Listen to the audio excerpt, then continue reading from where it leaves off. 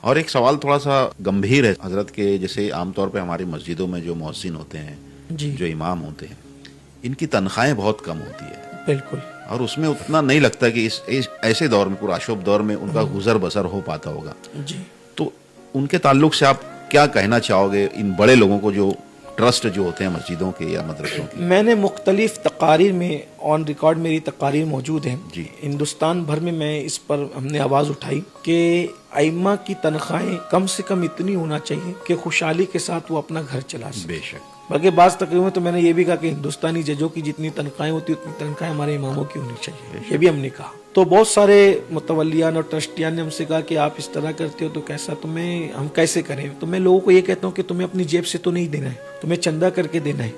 جب ٹرسٹی بنے ہو تو تھوڑی محنت زیادہ کرو، اور اگر تم محنت نہیں کر سکتے ہو تو ٹرسٹی جو وہ اس سے استعفیٰ دے دو، اپنی ذمہ داریوں سے استعفیٰ دے دو. جو کر سکتے محنت ان کو کرو. لیکن اس پر جو ہے نا میرے ذہن میں ایک پلان ہے جس پہ میں خود بھی عمل کرتا ہوں. میں لوگوں کو یہ کہتا ہوں کہ دیکھیے کہ ہماری قوم کو ہر بات 20-25 سال کے بعد سمجھ میں آتی ہے. ایسا نہیں ہوگا کہ اماموں کی تنخواہ بڑھاؤ تو وہ بڑھائیں گے نہیں، بلکہ کچھ لوگوں کو تو میں یہ دیکھتا ہوں کہ میرا تعلق اس فیلڈ سے ہے، شب قدر میں جو مسجد والے چندہ جمع کرتے ہیں نا، حافظ جی کے نام پہ جمع کرتے ہیں، امام اور مؤذن کے نام پہ جمع کرتے ہیں. اگر زیادہ آ جاتا ہے نا تو وہ امام اور مؤذن کو اتنا دیتے ہیں اور باقی کے اس کو بھی جمع کر لیتے ہیں مسجد کے کھاتے میں. حالانکہ آپ نے شب قدر کے نام پہ چندہ جمع کیا تو پبلک اسی لیے دیتی ہے کہ بھئی رمضان شریف میں شب قدر میں امام اور مؤذن کو دیا، جتنا آئے گا پورا پورا دے دینا چاہیے، لیکن وہ اس کو بھی مسجد میں جمع کر لیتے ہیں. ایسے بھی کچھ لوگ نااہل ہیں.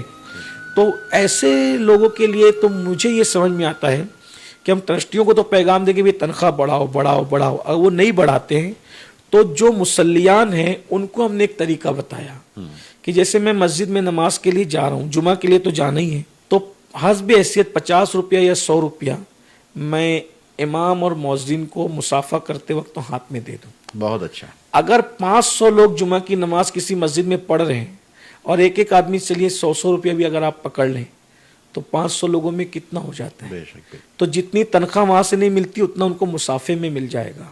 بالکل. تو یہ ذہن ہم لوگوں کا بناتے ہیں، بلکہ الحمدللہ میں خود بھی اس پہ عمل کرتا ہوں. بہت اچھی بات. میں جب جمعہ کی نماز کے لیے جاتا ہوں جی.